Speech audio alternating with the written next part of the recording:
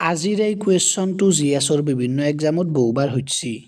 পঞ্চায়ত ছিষ্টেমত ওমেনক কিমান % ৰিজাৰ্ভেশ্যন দিয়া হৈছে? ডাইৰেক্ট এক্সামত হৈছে।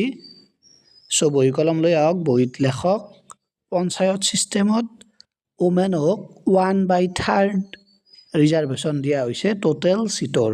অ'কে, এতিয়া 1/3 ৰিজাৰ্ভেশ্যন কোনটো আৰ্টিকুলৰ জৰিয়তে দিয়া হৈছে? চ' মনত ৰাখব আৰ্টিকল 243 ক্লজ ডি।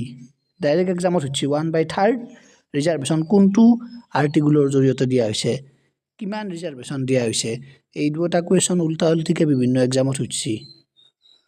চ' আপোনালোকে ধুনীয়াকৈ নোট কৰি থৈ দিয়ক। লগতে এটা কুৱেশ্যন আপোনালোকৰ কাৰণে, কোনটো কমিটিৰ জৰিয়তে বা কোনটো কমিটিৰ ৰিকমেণ্ডেশ্যন মতে পঞ্চায়তক সাংবিধানিক মৰ্যাদা অৰ্থাৎ কনষ্টিটিউচনেল ষ্টেটাছ দিয়া হৈছিলে? Most repeated question. কমিটিটোৰ নাম কমেণ্ট কৰক আৰু এইকেইটা পইণ্ট নোট কৰি লিখি থৈ দিয়ক। আহি থকা APSC হওক, ADR হওক বা বিভিন্ন এক্সামত ইয়াৰ পৰা কুৱেশ্যন সুধিব পাৰে।